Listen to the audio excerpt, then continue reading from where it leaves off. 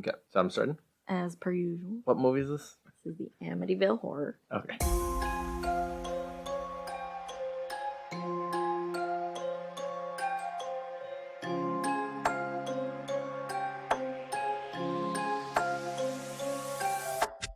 Welcome back. You got your hosts here, Erick and Vivi. How you doing, Vivi? I'm doing good. This is the Shaken Not Scared podcast, in case you were wondering. Yeah, we're on episode 6, and we're covering... 7. Oh, 7. Yeah, it's been a week of episodes. And we're covering the Amityville Horror. Yep, 1979, directed by Stuart Rosenberg. Yeah, are you excited for this one? Yeah, it's a movie that I watched a lot growing up for some reason. It was always on TV, especially the Ryan Reynolds version, but this is obviously the original. I also have seen the Ryan Reynolds one. This is my first time seeing this one. Was it what you thought it was? I have some opinions. Oh no. Bad or good? Mixed.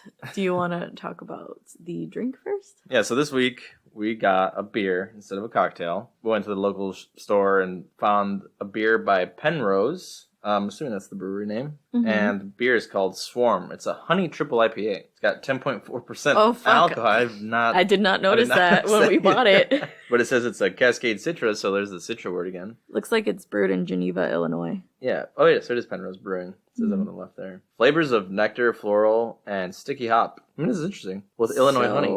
We picked Swarm because obviously there's this iconic scene in the movie of mosquitoes swarming the house.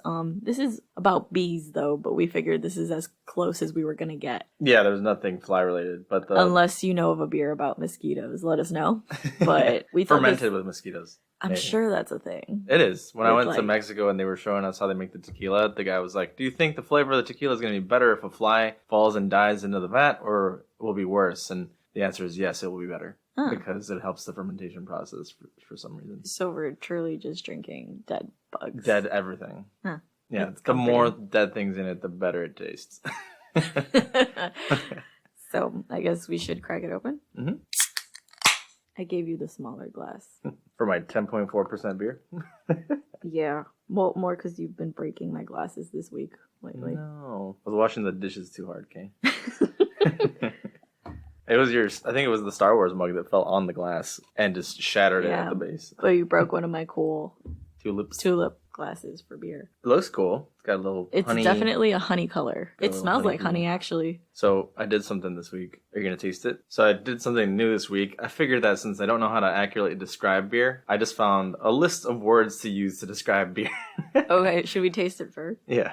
That's pretty good. I like that. Pretty fresh, actually. Like I could see this drinking this on like a hot summer day. Yeah, I could see that. It's not bad. No. Yeah, I mean, it definitely tastes like it's a strong beer. Really? I don't get that. I get the kind of like... I do taste some honey. Yeah. And I feel like that would probably mask that it's a strong beer. Could be dangerous. So how is it actually described? I didn't find an actual description, but it's just words you can use like malty, biscuity, bread-like, molasses-like, malt complexity, sweet. These probably fit this more. Caramelly, you know? It's deep. Just a lot of words for bread. Rich. Full? I'd say it's full. Creamy? No, it's not a word. Thick. It's thick. Yeah I guess I could. A little thick. Ooh, took like one sip and you can tell. You already have a headache. I am already hungover. You're the one with the hangover, actually. You went a little too hard on your Zoom call with the boys. Yeah, I spent a little bit too much time talking to my high school friends. Shout out to Martin and Sergio. You went to bed at like 3 a.m. I'm surprised you want to drink today. It's alright. You gave me some Pedialyte. I'll get over it. Cool. So should we actually talk about the movie now? Yeah. So I've got the fun facts this week, but you're going to do the brief overview again. Similar to last week where I gave a little history to the movie, you're going to give a little history today. Mm-hmm. And then I'm going to do the overview. Or should I go overview first? Overview first. So I think this week's overview comes from IMDb. Chiller about a family who are terrorized by supernatural forces when they move into a new home in New York State, which was the scene of a recent mass killing and the home of an 18th century Satanist. When swarms of flies appear from nowhere and pipes and walls begin to ooze slime and blood, They call on the local priest to exorcise the evil spirits. I wouldn't say that's an accurate plot summary. No. But you want to give me the history of the house? Yeah. So this movie is based on the true story of a man named Ronald DeFeo Jr., who murdered his entire family on November 13th, 1974 in Long Island, New York. 4 gunshots were heard coming from the Amityville house as DeFeo shot and killed his father, Ronald, mother, Louise, and 4 siblings, Mark, John, Allison, and Don, allegedly around 3:15 a.m. So 3:15 will come back to us later. He killed the family seeking to cash in on a $2 million life insurance policy, but others speculate the house is haunted and caused him to go insane. Mm-hmm. 1 year after this incident, the Lutz family moved in and did not last more than 28 days before deciding the house was too haunted to live in. They described experiencing green ooze leaking from the walls and keyholes, pigs with big red eyes seen in a window waking up in midair. I think the mom and the 2 sons said that this happened to them. Cold spots around the home, disgusting and strange odors, and eerie and ghostly noises every night around 3:15 a.m. Although the Lutz family claims this all truly happened to them, many people question whether any of it's true, to the point of putting George and Kathy Lutz through a lie detector test, which they passed. The couple was experiencing legal and financial issues, which led many to believe they invented the story to sell it to the public. The Lutz family's former lawyer has even come out and said they came up with the story, quote, over many bottles of wine. Mm-hmm. But to this day, one of their sons says the house ruined his life, and Ronald DeFeo claims he heard voices telling him to murder his family. So believe what you will, I guess. Yeah. I think some additional facts to that, this alleged haunting and crime, happened right after the Exorcist film came out. So people were kind of thirsty for a new demonic story. There's a lot of parallels for sure. Yeah. Especially with the pastor and kind of his, like the church itself is not believing him. Well, do you want to talk about it? Because I've got some opinions about all of this. Yeah, let's dive into it. So the film actually opens on what appeared to be snippets of the actual crime. Mm-hmm. Yeah, you see the house and some gunshots in the second floor window. Mm-hmm. And it's kind of fun, the effect that they do. It's like raining, and there's lightning, and so the gunshots kind of blend in with the thunder. Mm-hmm. And the detectives show up, and they obviously find all the dead family. They find all the bodies. You do get kind of some glimpses of the gunshots on the bodies, which I think is kind of intense for that time, because you see like children getting shot, which I don't think happens very often, at least not at this time. I feel like kid deaths or murders on TV and movies is not super common. Yeah, no, they kind of do not at this time. Kills, yeah, because it's kind of actually glossed over a little bit in the beginning. It's like a quick scene actually, and then you see the detective, and I just want to point out that what is with detectives in this time period in the 70s and 80s, where their uniform just a trench coat and like a brim hat, because that's like literally all they wear in like the last 10 movies we've seen. Yeah, he looks exactly like the guy from every other detective from every other movie. Yeah. Might have been the same actor. For all we know. Yeah. They show that scene kind of quickly, and then the next scene is George and Kathy viewing the house a year later to buy. Yeah, the realtor's walking around, and she's kind of happy-go-lucky. I think for the history, because I thought maybe just nobody knew what had happened, or maybe we were keeping it a secret that this happened in the house, because it isn't really implied that anyone knows as they're kind of browsing the house that anything happened here. And the realtor is like really like nice, doesn't really say anything to them. They're like just browsing everything, and they're but like, she go is downstairs. Acting like a little sketchy, like she is a little weirded out by a little house. Too happy, yeah. But they tell her to go downstairs, and then they talk about it on their own upstairs, and they're like, do we really want to buy this house, though? That family was killed here, and it gives me the creeps. So you learn that they did know that happened there, and it happened a year ago. So I have to ask you, would you buy a house that you know a year previously had a mass murder? I knew you were going to say it. Because they say that the house should actually be sold for like a way higher amount than it is. Yeah, but because it was recent, the cost was lower, right? Yeah. Yeah, it's funny because it's 1979, I believe, at the time of this moment or whatever. And the guy describes that the house was $80,000 for the house. The house is huge. It's got a boathouse in the back. The land. You said the actual value should be like $120. Right, and inflation. I mean, I don't know what the comparison is. Ooh, we should look that up. Yeah, one sec. But can you imagine paying $80,000 for a house? That'd be beautiful, especially as big as that house. I was literally thinking about Loki the whole time. I was like, he'll have a blast out in the river. Huh. So $80,000 in 1979 was would be $289,822 today, 2021. I would say which actually that's is a lot. not bad for that house. Okay, but it said it should be priced at 120. So how much would 120 be now? 120 would be 434. That's a huge difference. So yeah, in terms of today's money, that's a steal. I mean, it was a steal to them. Yeah, the house is super nice. So, I mean, if they told me, hey, a family was killed here a year ago, and they're like, hey, I'm going to drop off like $200,000 off the price, yeah, I'll buy that. I don't care. You would care? I think I would care because it was a mass killing. Is it because you believe in that stuff? It's more like... You can just repaint. Just paint over the blood's still on the walls. It's cool. You just color it red so it doesn't seep through the paint.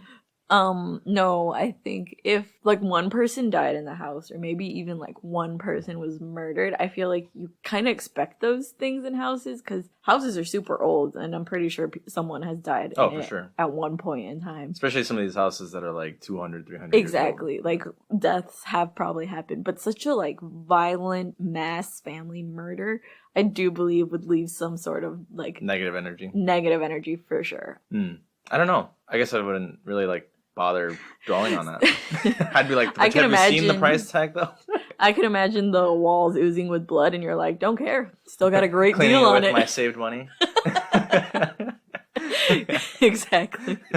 But they do have that whole discussion about whether or not they should buy the house. And obviously they do. Mm-hmm. Yeah, we get a little, right before it goes on to them moving in, the realtor kind of, it's I think that the first moment we see a little bit of haunting in the house. The realtor is like crunching the numbers and her papers are kind of fluttering. It's an innocent scene. Yeah. Because she's kind of like, ooh, and then runs out. Yeah. But then, yeah, the family is moving in. Did you notice that the song that kind of keeps playing throughout the movie, it reminded me so much of the Coven song?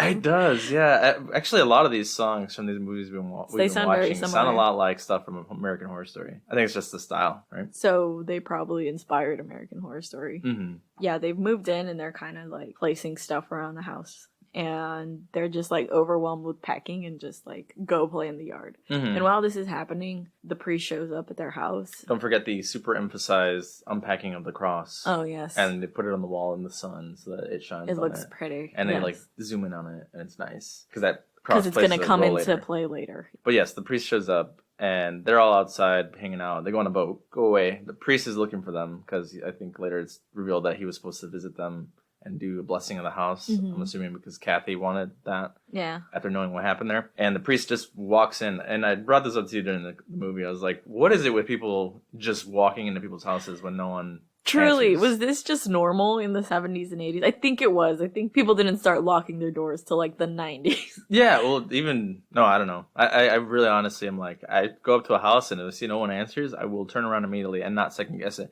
People are like knocking on doors and the doors open and they're like, hello, and yes, walk in. I will go inside. Thank you. This guy like goes in upstairs and like is just browsing all the rooms and stuff. Yeah, he's literally being so nosy. I get he's a priest, but like...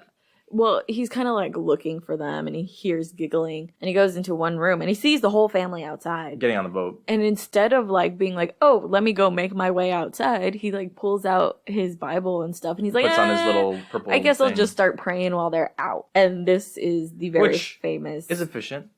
It's creepy though, because like imagine you come back inside and you're like, oh shit, the priest is here, just like, chilling in my house. Putting his clothes back on. Yes. It's weird. And then... he starts praying and that's when we get the bugs swarming scene. And the door slams shut. Or open. It flings open. Did it shut on him first behind him? Or he closed it and then he closed it, it slammed open. And then we get like a get out. And he continues to kind of try to pray because he obviously assumes this is negative energy in the house and so he tries to continue. But yes, the voice yells loudly, I think twice, telling him to get out. Yeah, because he is really just sitting there trying to like work through the suffering of the flies, which is so weird to me. I think I'd just leave. And again, I feel like I'd refer to Wisconsin all the time, but I've never gone to houses in like rural areas like that and just seen. You also refer to Wisconsin like it's super rural, like we don't live in buttfuck Illinois, middle of nowhere type area. We could live in buttfucker Illinois. It could be worse. I was about to be like, is that a real place? I wouldn't be surprised. But you act like we don't live in a rural area. Yeah, well, we don't have like farms and barns. Well, actually, we do. They're super close by. I don't know why you act like Wisconsin's the middle of nowhere. But my point is that those houses, if you like walk around them long enough, that's a very common thing. So I think for the priest to notice that like flies are kind of just swarming around his window. I've been in houses like that. I was gonna say, aside from the voice being like, get out, obvious, yeah. if I saw a swarm of flies in the house, I'd be like, oh shit, there's like a nest or infestation somewhere in the house. It's an old house we just bought. Not immediately demonic possession. Mm-hmm. Yeah, and the priest kind of, I think that's why he kind of just continues his thing of like, that's weird, but I'm going to just pray. It isn't until the screaming get out that the priest finally does, because he's also kind of like lurching. I don't know if that's the word, but he's like gagging. Yes. And it seems like something's stuck in his throat. And he runs out the house and kind of pukes outside and starts driving and leaves. And the family is just like never aware that he ever even showed up. Yeah, isn't that creepy? Like the notion that someone was in your house and you didn't know. That's what makes it even weirder. That this is so common that people could just go in and out of your house. If you and me were getting on our boat from our boathouse, I'd be like, let's go lock up the house real quick before we leave because we're not home. Yeah, just our casual little boat in our boathouse because we live lavishly like that. Also, what a bad priest. You hear a demonic voice and you don't start screaming, the power of Christ compels you? Haven't you seen the movies? Well, he couldn't. It's stuck in his throat. I think that's what it is, right? He just is kind of choking up, can't really like continue anything because he's getting literally affected himself. Can't scream if you've got something in your throat. What a riveting take. He leaves and then we get the next scene where, like, Kathy and George and the kids are settling in the house, and immediately George starts to feel ill and says that the lethargic. House is freezing. And I can relate to this man, because I also believe that when the house is at 72, it feels like 38. Does it? That's what he says, and I'm like, yeah, I know that feeling. Yeah, this man's whole role throughout the whole movie was to just keep the fire going. Can't get warm. Yeah. Relatable. Just the whole movie. Even to the point where the business partner's like, you haven't come to work in days. He's like, can't you see I got a fire to keep going? He's just cutting wood and throwing it in the fire all day, all night. But yeah, so he's lethargic. We get like Kathy kind of talks about there being a draft in the basement. Yeah, and then after that we get like this super awkward scene where the parents are like doing it, and then the creepy kid walks in. That scene is so long. It's also, let me point out that there's tons of mirrors in their bedroom, and that would have been the first thing to go. Do you like that? Mirrors in the bedroom like that? That's funny because you kept pointing it out, how it bothered you. And actually in my parents' home, when we first moved in, our entire living room had one wall that was mirrors. The whole wall? Yeah. Do you know how it has like that kind of like... panel? Brick in the middle? No. No, because we put the... Yeah, you weren't there. You've been into my life for so long. I just imagine you know. You remember when I was like 4 years old? Yes, you were there.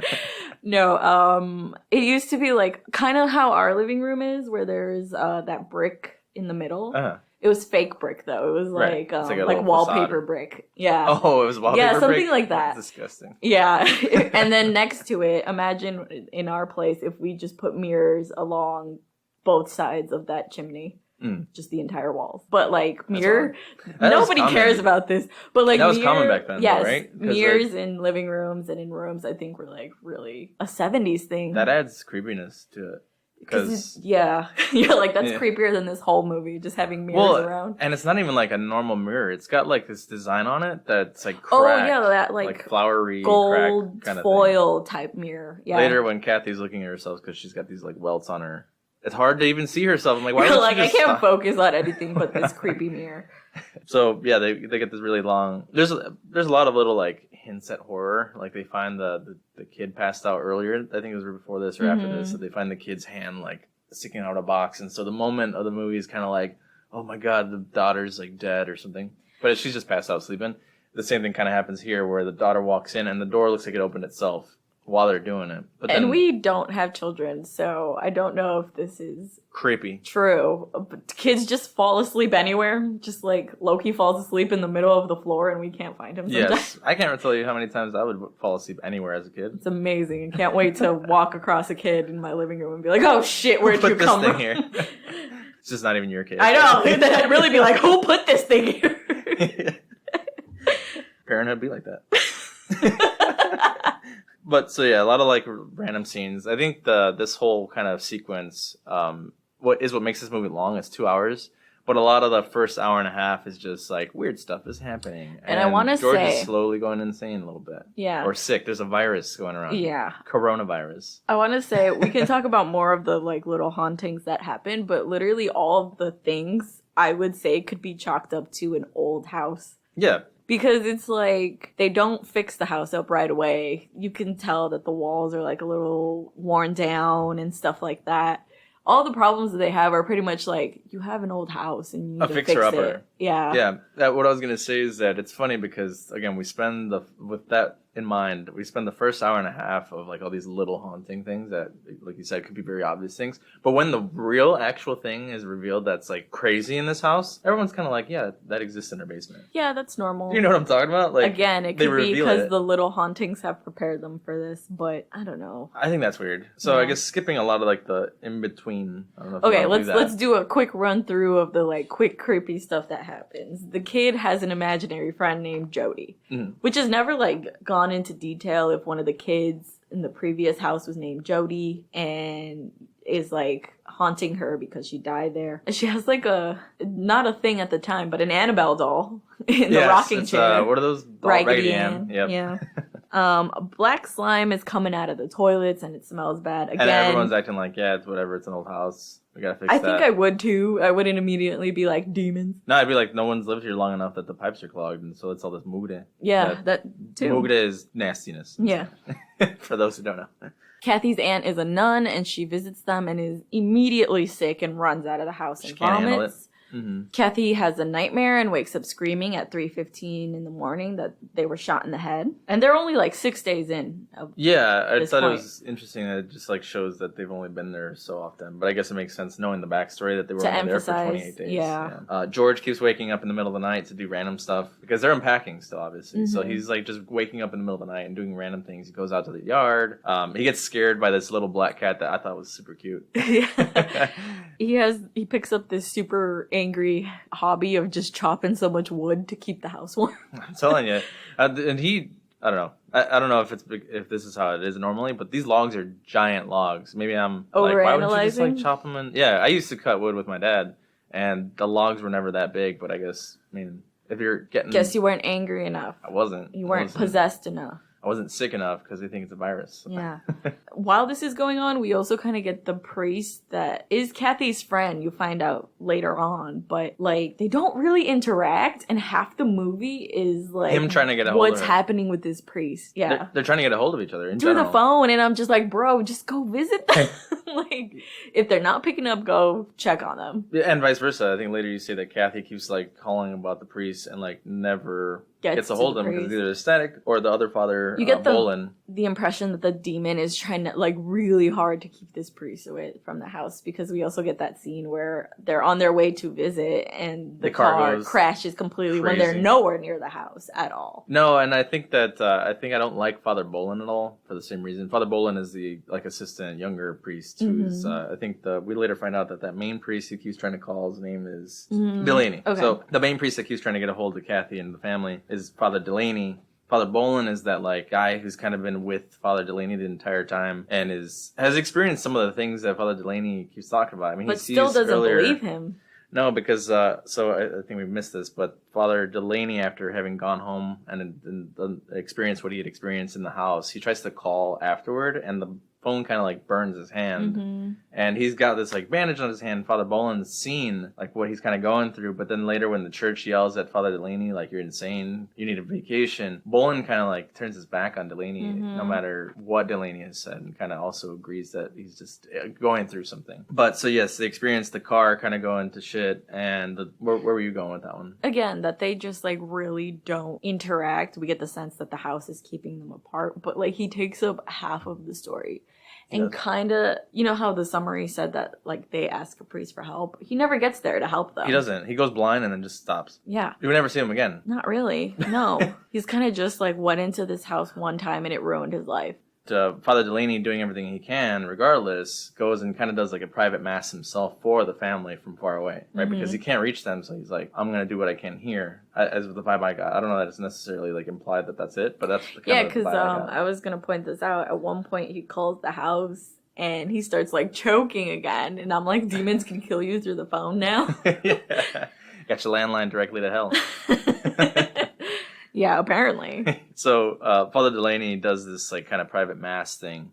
Bolin is there, and he's watching him, and he's helping him out, kind of like the altar boy. And Delaney is very intensely, it's almost like the prayer is getting intense because he notices that the statue, face starts to like crack and fall apart. And his prayer is like, no, I'm not going to, it's kind of like The Exorcist where praying intensifies because he's defending himself and trying to go above the pressure of the demon or whatever is happening here. Yeah, and while this is happening, the other father is not looking at the angel cracking, so you realize that he's just watching this priest scream louder and louder and further disbelieving him. Yeah, he doesn't see it. Because I think the demons are only playing in his mind that the angel is falling and cracking or whatever. Or ghosts, whatever it is. I don't know that it's even implied it's a demon. It is later when George goes and talks to his business partner and his business partner's girlfriend, and she tells him the history of the house a little bit, how it was a satanic house. But yeah, honestly, just to get the priest conversation of this kind of out of the way, because he kind of does nothing. There. Yeah, he goes blind and ends up sitting in a park wearing a creepy hood, which is what you do when you go blind, apparently.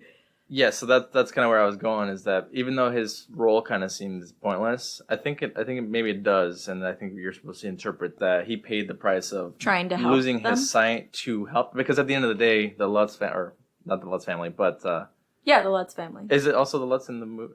In the movie? Yes. Is that the last they use their like real name and everything. Okay, yeah. So at the end, they escape. None of them die. So I think maybe the point is that the priest paid the price of his sight to save the family. And so then that's why they're able to kind of snap out of it and escape. Even though at no point they really interact again. I mean, Kathy kind of gets desperate and tries to go find him later, but it doesn't happen. I'm more or less trying to make logic out of why you would even make the priest that important.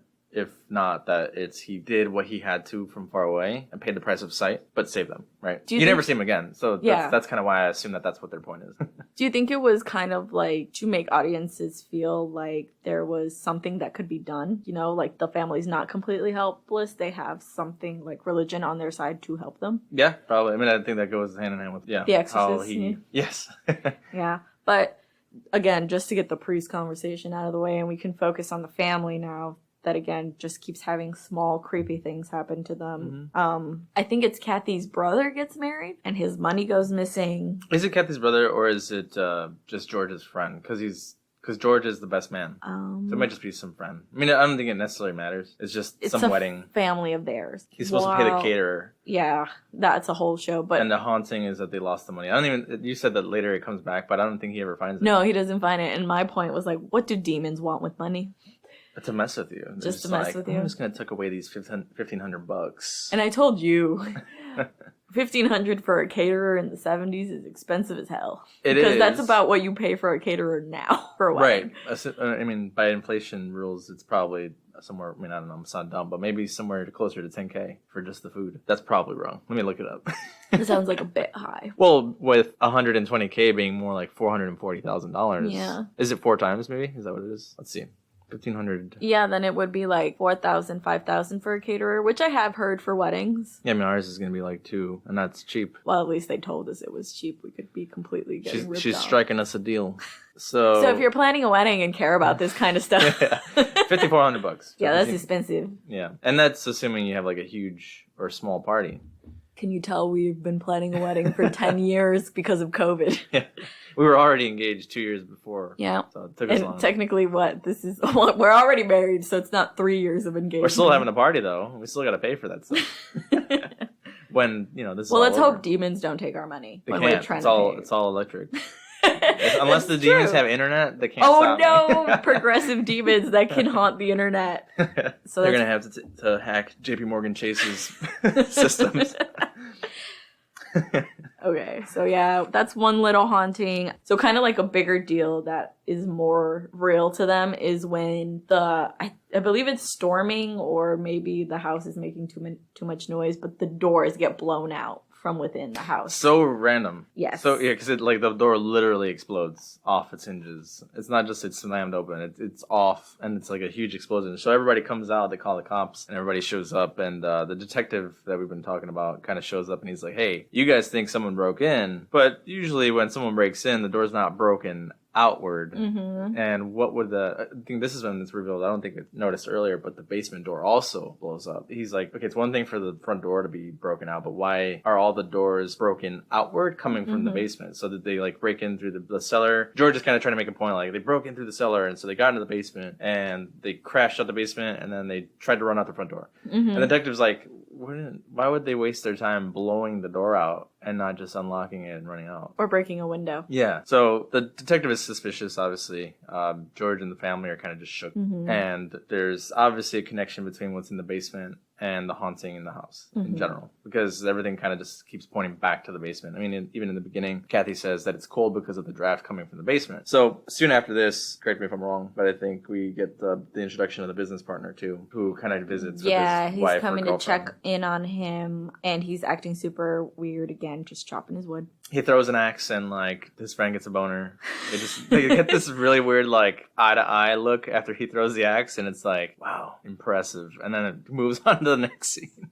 Sounds like George has this small business with this guy. But before we see that interaction with the partner, we see that his wife is there with him to visit, to drop some stuff off for the boat and help them out. And the wife is like very like scared of the house. She doesn't approach it. She gets back in the car. And she's dressed like really hippy dippy. So I guess you're left to interpret that she's kind of like psychic, medium type or person, believes in that stuff, which does come into play later. So I just want to see if we like missed any of the creepy stuff. We get like the demon red eyes in the window. That was later. Later? Okay. Or did we get it multiple times? I only saw it the one time. I saw it the one time. Did we miss the scene where the window slams on the boy's fingers? Is that happens also later? Okay. Because that's kind of when things start to get even worse, right? Jody and Amy, the daughter, start to kind of become closer, and Amy keeps pointing out that, honestly, that Jody their doesn't daughter like George. Is creepier than Jody. Yes. I do not like her. So meanwhile, Amy is playing with Jody outside with some dolls, and the brothers are in the second floor window playing with like a spider to mess with her. Trying to scare her. And while that's happening, the window just smashes on the kid's fingers. Yeah, the mom walks in being like, what are you doing in my room? And then... We are out of order though. The front door exploded after this part, but that's fine. Yeah. Again, we're just kind of running through the creepy stuff that happens because it's like so rare in this movie. It's so spaced out. Yeah, but the kid, like, the window slams shut and, like, the kid's fingers are, like, completely bloodied and, like, stuck. And then George and the business partner run up to try and help and open the freaking window, and nobody can. No. Yeah, they can't, so they're just screaming. I don't know if it's ever shown that they actually lift it up afterward. I think the next scene is them coming back from the hospital. Yeah. Yeah. So they're like, well, at least no bones are broken, but everyone's kind of just like, whatevs. But it's kind of like weird, because, like, how did that window, like, hold down his fingers for so long and not break anything? Yeah, you were asking if window could slam down hard enough to break your hands and make you bleed like that, but I think so. Especially if like, a kid's hands are small. Yeah, that's true. And if it gets smashed down hard enough, the whole top of your hand could be jacked. Yeah, George kind of like gets out of the house for a minute and goes to the bar. He has a motorcycle. Yeah, he has a motorcycle. Looks like mine. I want to get on a motorcycle. It's been too cold. Yeah. You can't really enjoy having a motorcycle in Illinois. No, the weather changes too much. You can enjoy it for like 3 months. Motorcycle riders are going to be like, what do you mean? You can ride it anytime you want. I've seen people ride motorcycle in the winter, like with snow. That's just like too brave for me. I can't even drive my car, as everyone knows. I can't drive my car in the winter. Anybody who rides a motorcycle and is too hardcore, they're going to say I'm too weak. You're a wimp. Yeah. Need to go to Winnie Hut General. Are you guys keeping track of all the SpongeBob references in every episode? It's always going to happen. Yeah, there's at least one per episode so far. But, so he's kind of left the house. Throughout all of this, right, George is kind of getting sicker, quote unquote, sicker and sicker. His eyes are kind of getting red. He's very pale. He's not sleeping, obviously. He's always cold. Kathy is starting to kind of freak out by all of this because she's like, what's happening to my home? Too many weird things are happening. So she keeps trying to get a hold of the priest that we already kind of finished the story on. But George goes to the bar with his business partner and the girlfriend.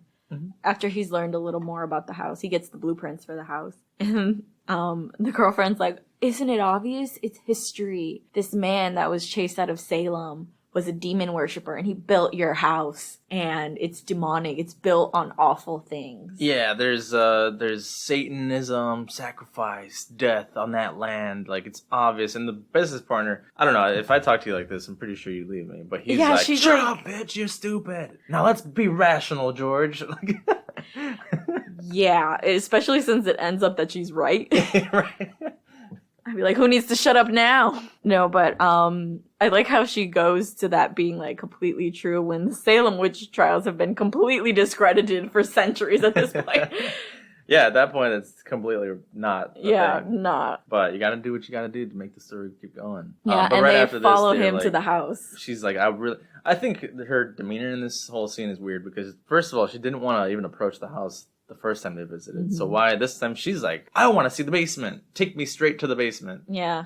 How does she know about the basement? Yeah, because you get the vibe that she's like kind of psychic. She's talking about energies and stuff. Yeah, and she's freaking out her boyfriend, husband, whatever he is. Yeah. And they go downstairs and she's talking all kinds of nonsense on the way down. She's like, the Shinnecock, she called them the Chinook tribe, used to be here. And she's like, they did all kinds of rituals here. She goes straight to the basement. And Harry, the dog. Let's talk about this dog because he looks exactly like Loki. That's probably why we like this dog. I know we said this in the Exorcist episode, but this one actually looks exactly like Loki. I think anytime... Afraid, wagging his tail, though. Yeah. Anytime we've seen a horror movie, there's like a black dog. It's implied that black dogs are like not a good thing. So he looks like all of them. Yeah. But he really looks like this dog. And this dog has been like digging at the basement wall for like a while now. And let's talk about how fucking terrible these owners are, because it's not until the business partner and the girlfriend go down and he sees that the dog is clawing at this. And I was like, wouldn't his paws be bloody? I was thinking the same thing the whole time. And the next scene is like, he's cleaning up the dog's bloody paws. And I'm like, these are terrible fucking owners. Which, Harry is a strong dog, though, because we tried to cut Loki's nails today. Oh, just the tips. And this kid was acting like we were ripping his arm off. Meanwhile, this dog is choosing to go dig at this thing and bloodying his own paws. Listen, our dog is special, okay? Because he'll, like, not eat his dog food and eat goose poop. And then go eat goose poop. I'm pretty sure all dogs do this. But yeah, so Harry's great. The business partner helps out Harry. And this lady just starts smashing the wall. Does. I was like, this bitch is just destroying their house. She gets a hammer or something and just starts going in on the wall, and George runs down. He's like, what the hell are you doing? And she's like, it's there. It's haunted. And he's like, oh my God, you're so right. And then he starts hammering at the wall. And all you see is like a red room. Red brick behind this wall. I would just kind of be like, well, the owners previously designed this house super fucking weird, and they liked red brick. You stick your hand in and it's just one of those smart light bulbs that change color. From the future? Because it's the 70s. Yeah. But this is kind of what I was talking about earlier, is that all these little, like, hauntings that we've been talking about are very, like, normal things that could happen in a house. Like, even the smashing of the hands with the window, it's like, it could just be like, if she would have broken down that wall and there would have been, like, a pentagram on the ground, like, demonic images, I would be like, okay, sure, yeah, someone did some weird stuff here. But it's just red brick on a wall. It's not red brick only, though. It's almost like the space is highlighted by a red light. I'm saying that this is the one thing that I'd say something weird is going on, and we need to get the hell out of this house because that's weird. Where's this red hue coming from? George sees his own reflection in this wall, or we learn that he looks exactly like DeFranco. What's his first name? Ronald DeFranco Jr. And he sees that kind of image floating in the red room. Mm-hmm. Yeah, everyone throughout this whole movie has been saying, like, you look just like the guy who used to live here. And George's like, fuck off. Okay. Yeah. Cool story. But I'm not, so. Yeah. I think I would say the same thing. I'd be like, okay, Anne. It's the 70s. We all have beards and long hair. We all look like this. We're all white. Yeah. George sees himself, and the lady, the friend, she starts to kind of get almost possessed. Like siphon, right? Siphon? No, project. She's like a voice. Yeah, she's like the medium for the demon to speak to them, saying that this is the well to hell and it needs to be closed. Mm-hmm. Which doesn't seem like something a demon would say. I think a demon would be like, let it open. Yeah, it's a window to hell, cover it. The voice is like just screaming, cover it up, right? And yes, why would it want it to get covered up? Yeah. But I guess, I don't know. What's the vibe of the house? The house told the priest to get out, sure, but it's not telling anyone else to get out. Why would you want to cover it up? Wouldn't you want more people to come in? Yeah, like a demon wouldn't say that. Yeah, he'd be like, come on, it's a party down here. We got internet now. And smart bulbs. That's how we're going to hack your wedding catering money in the future. Yeah. So right after this, though, Kathy is freaking out because of what's going on. I think I missed it because I was looking at Loki, but the cross is upside down too. Yeah, they find the cross upside down and they take the cross from room to room.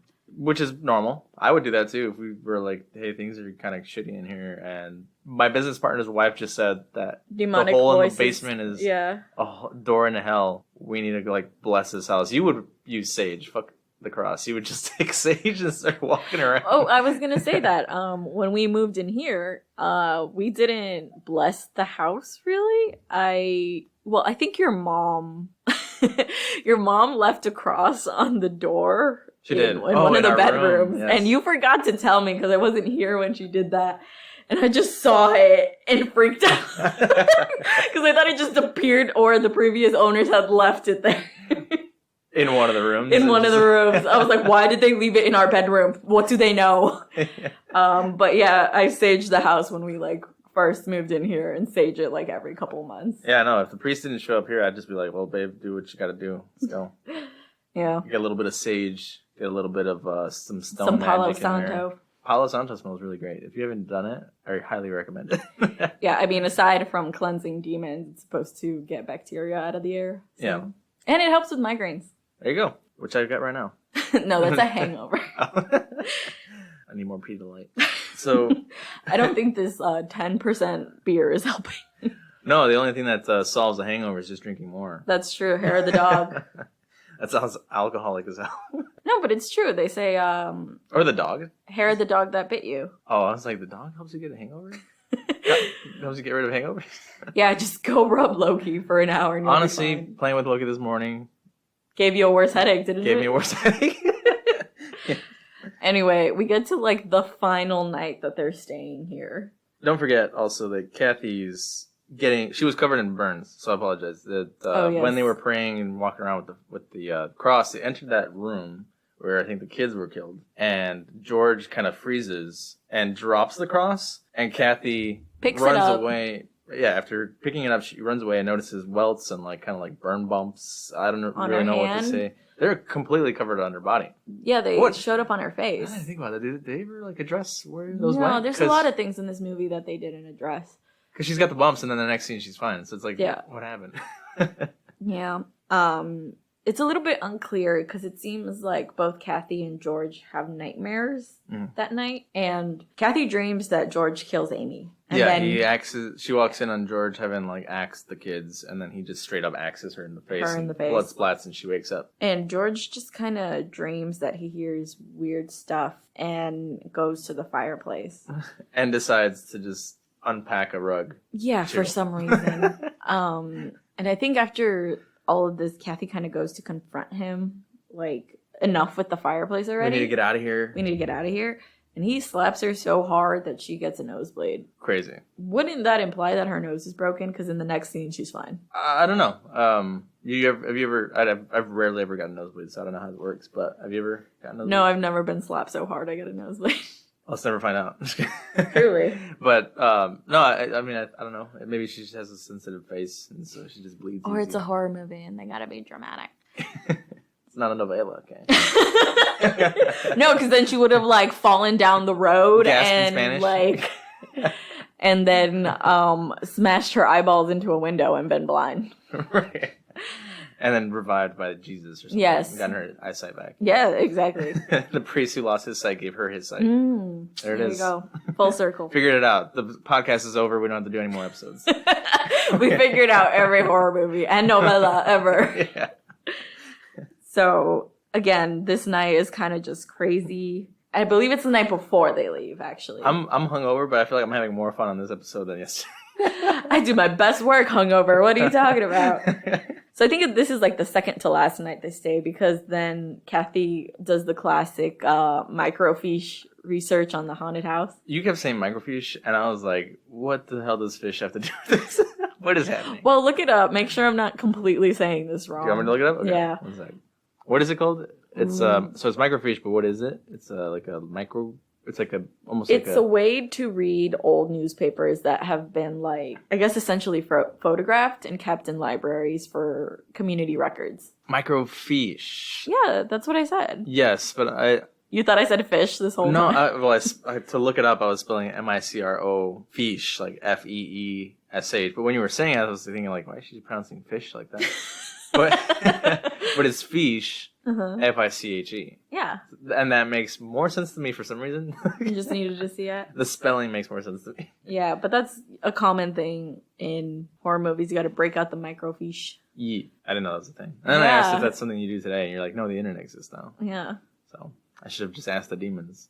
Yeah, exactly. They know how to work the internet already. Yeah. But yeah, so she does, and she sees. She literally does no research. She just sees that the first thing Ronald DeFranco Jr. looks like her husband. And runs away.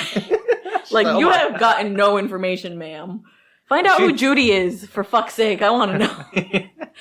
Yeah, who the hell is Jody? Is it just Toby? For all y'all who've seen Paranormal Activity, Toby's the supposed demon or ghost from that. Yeah, we should. What's with all these like 4-letter names? Toby, Jody. Nothing's creepier than a 4-letter name. Maybe that's why my parents made me Eric with a C and a K, so that wouldn't be a creepy 4-letter name. So you wouldn't be a creepy kid? You mean unlike you, Vivi, V-I-V-I? My name is Viviana. It's not Vivian? No. Or Libiana, like Starbucks likes to call you? They really do always somehow think my name is Libiana. To the point where you're like, we should name our daughter Libiana. We should. Just for the joke. I'm not even joking. And then her short name could be Libby. That's fun. So ugly.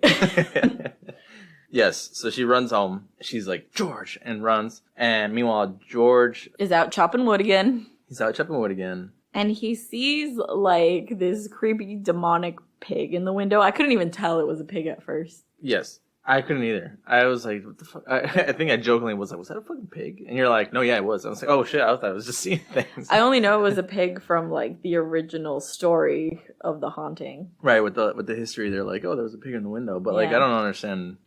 Honestly, if I think this family told me like, oh yeah, there was a demon in our house and there was like so much happening and there was a pig in the window, I'd be like, what the fuck does a pig have to do with it? So I mean, I know there's like pig slaughter, sacrificing, or whatever. But yeah, like, same thing with the flies.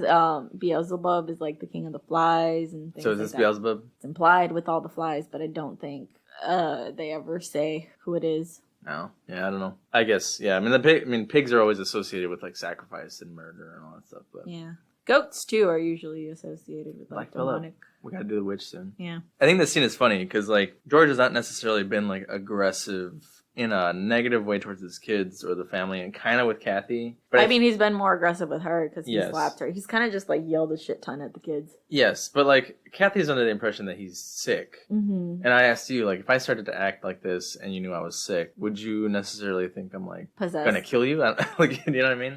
I don't know what kind of sickness will make you kill someone. I've never been that sick. No, and again, you mentioned this earlier, that we never see them as a couple outside the home, so we don't know if George is literally just an asshole.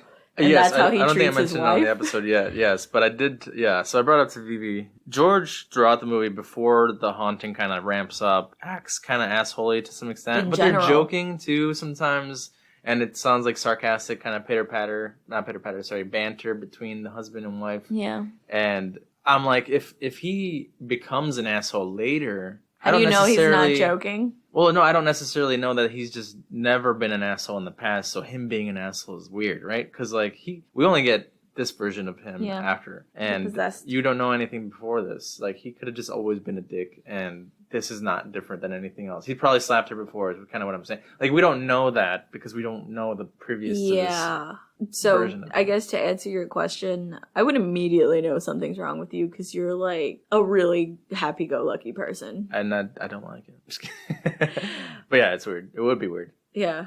Even when we joke around being assholes, we're both clearly joking around. You say that it's annoying, but I sometimes mess with you literally because I think it's funny your reactions when you think I'm actually being mean and I'm not actually mean. No. When sometimes you like tell me like, why are you like this or why are you doing this? I'd be like, babe, why did you actually think I'm mad? Am I like ever actually mad at you? No. Yeah. But yes, so that's kind of why it's weird. You can't really like imply that this is not just how George is and he's just always a dick to Kathy. Yeah. You don't know. Is it normal, just asshole behavior in general, or has it escalated? I mean, obviously, towards the end, it's escalated. I mean, he seems like a chill dude. Like, other than at the beginning. Yeah, like other than when he starts to obviously get like haunted. But so the scene, sorry, going back to the scene, kind of tricks you in that Kathy finally gets home and she's like, the kids, right, basically, and she's been having these dreams of him killing the kids with the axe, and so he's outside because the storm's brewing, everything's windy. He's got to chop more wood. He goes to tie down the boat, and he's coming from the boathouse with the axe. And he sees the pig in the window, and that's what makes him and charge he's like, I need to go kill that pig. Yeah. And Kathy sees him from the window charging at the house with the axe, and so she's suspicious of George. George is like, I'm going to go kill that thing. What the hell's happening in this house? And so it's kind of like a misunderstanding, obviously. Yeah. As he enters the house is oozing blood, like a lot more than usual. Yes. The hue of the scene, I thought it was just black sludge. But yes, later it's very clearly blood. Yeah. And so he does go into the house, and the kids are, because Kathy kind of hides the kids in the bathroom, he does start to, like, I don't know what his logic is behind hacking at the door to get the kids out. Yeah, it's a real here's Johnny moment. Yeah, I thought exactly of The Shining. Yeah, and the kids are freaking out in the bathroom, and he's smashing the door with the axe. Kathy attacks him, and he shakes her off, and she falls to the ground, and literally like this. Hold on, was she old? Yes. Okay, that's what my point was about to be. Like, it pisses me off because he shakes her off and like looks at her on the ground, and she's like all wrinkly, and he like swings at her. But I'm like, that's your fucking wife. You wouldn't recognize your wife because she's got a couple wrinkles on she's her? Old. Oh no, time to get a new one. Let me just axe her to the face. Luckily, She dodges, and then he's like, oh Kathy, is that you? Like, you knew it was your fucking wife. Yes. And then they hug, and I was like, if you just try to axe me to the face, I wouldn't freaking hug you. You'd be like, what's your problem, bro? I would be like screaming and running away because you could try again. Yeah, I thought we were friends, man. Just friends. Just friends. With benefits from the state. Not this state, though. Massachusetts. And that's when, like, he's like, okay, let's get the fuck out of here. Yes. Finally. They grab the kids and, like... And then I was pissed. I was mad, too, because they just ran out of there. You know what they did? They left Harry. Okay? Harry is still downstairs. Clawing at this demon. Was he? No, he was barking at the... Yeah. So, because the house is, like, kind of freaking out as they're leaving, the house is bloody. They're falling down the stairs because there's so much blood. The floor is rumbling. That red room from before in the basement is like exploding, kind of. And Harry's downstairs barking at the light. That's what Loki would do. Or be happy. He'd just be like, oh. No. I told you this. Loki is a fucking chicken and would have been out of the house before us. He would have smashed through the door. Yeah. He's always trying to go outside anyways. Fuck. If the house was haunted. He'd pee a little bit and then run. But yes, so Harry is downstairs barking. The family leaves. They're all in the car. They're like, where's the keys? That key scene was like too long. Yeah. They're like, where's the keys at? And it's like them just kind of shuffling through. Yeah. It's like a good minute or two of them like looking for the key. And then she finds it. He turns on the car. And then they're like, I think one of the kids is like, where's Harry? Oh my God. And then Kathy's like, fuck him. Let's go. Yeah. And they drive off. And George I think George's point is like, I'm going to safely get them away from the house, but go back for the dog. Yes. So George is my boy. Would you do? Okay. So Kathy screams at George like, no. Would you scream at me for having gone to go save Loki? I wouldn't have forgotten Loki. You wouldn't. You'd be I'd be the one carrying him, and you'd be like, leave him. He's too heavy for you. Give him to me. Yeah, I was going to say, I wouldn't say leave him. I think I'd take him from you because you'd be running too slow with him. Yeah, but George is looking for him throughout the house, and the house is like kind of falling apart a little bit because he walks to the basement area through the door because that's where he hears the dog barking. Mm-hmm. And he like falls. Through the stairs. Through the stairs into like this pit of slime. Blood, probably. Blood. Because the light in that red room. And the dog is like barking and growling, but we actually find out that the dog's trying to pull him out of the slime. And then when George realizes, he's like, yeah, keep pulling. And I actually think this is something we should do in shows from now on. We should give the Goodest Boy Award. We should. Because there's dogs in these movies that are way better than the main character sometimes. So Harry wins right now. So Harry wins, our first one. Pulls George out and they run out of the house, and literally that's the end. They run out of the house, and then there's like a little kind of like paragraph at the end that says they never went back, they never reclaimed the house, they didn't even go back for their belongings, and then it's credits. Yeah, for those who don't know, that house still stands, and a lot of people have like kind of bought it, whatever. Oh, people have lived in it since. Ever say that anything's ever happened to them? Yes, so that's another reason why people claim that the Lutz family is lying. Having had financial trouble just made the story up for gain. Yeah, when your lawyer comes out and says that's what you did, I don't he made it up over bottles of wine. Yeah. Quote, allegedly. But yeah, I mean, the movie's pretty fun. It's a story that may or may not be true, right? But it's a typical haunting. So what were your problems? I think you said you had problems with this. I did. Because it's your first time watching the original. It is my first time. The reason I actually picked this film was because I was like, we haven't done a good haunted house movie. And I would still say we haven't done a good haunted house movie. No. I mean, yeah, like you said, it's all stuff that if it happened in a regular house, you'd just assume it's because it's falling apart and needs to be fixed. Yes, exactly. Except for the blood at the end. Very slow. Mm-hmm. I did note that like the first actual weird thing in the house is the blood oozing from the walls. Yeah. And then the hole in the basement. Which, again, doesn't look that creepy. No. Yeah, I think my issue with it is that, again, it's an older movie. There's been, like, so many haunted house movies since then that I think are, like, way better. For sure. Is it, because I can't remember the Ryan Reynolds movie that well, but do you remember, is it the one where there's that little girl with the little bear? Yes. And then at the end, they actually show Jodie. That's one of my problems with this film. Jodie's never explained. No. Again, is Jodie one of the kids that was killed? Is she just someone who was possessed in the house with that demonic owner previously? And I think that's the vibe from the Ryan Reynolds one, is that Jodie's like was killed in the house. Yes. And I think it's like glossed over a lot of things. Okay, let me tell you what I think makes a good haunted house movie. Weird shit is happening that doesn't make sense. And then you go get your microfiche and you figure out the exact history of the house so that weird event makes sense and everything starts to click. That doesn't really happen here. And an actually possessed person. Or an similar to the actual Amityville situation, the crime is vastly overshadowed by the haunting that the Lutz family claims. In this film, it's the same. Yeah, you would think that you'd see like stuff related to the murderings, because you do see flashes of when they're this is like in the beginning of the movie, but when they're going through the different rooms being introduced to the house by the realtor, you get flashes of the murders that happen in each room. I was going to mention that too. But then never plays a part again. Yeah, so I think with the tragedy that was the murder, it's already a great true crime story, but nobody cares about that. They care about the haunting part. What made him do it to his family? He claims he heard demons and blah, blah, blah. It's kind of weird, right? To think that the base problem is that like he killed his family because the house made him kill the family. So now the problem is not the guy, it's the house. And so the house is what they dwell on.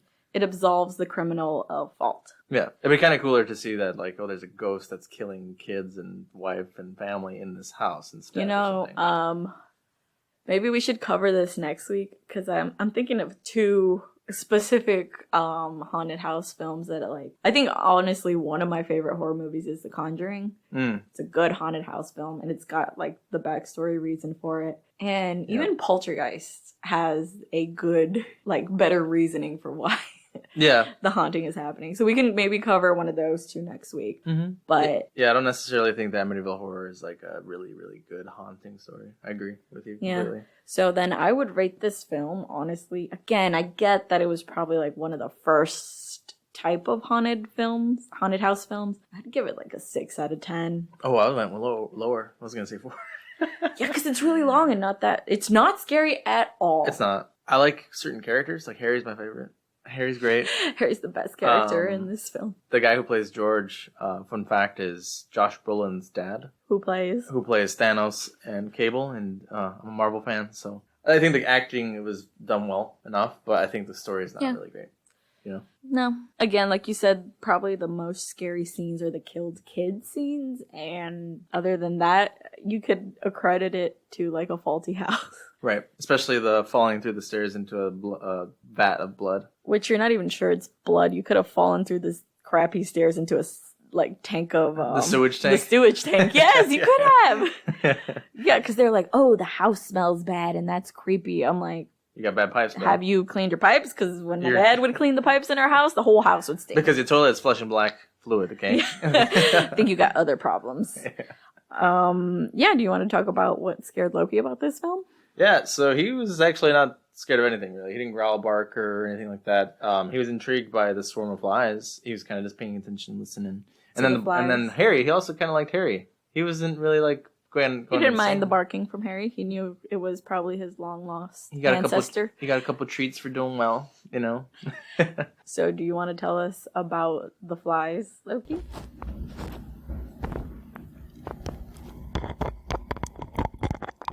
That's great.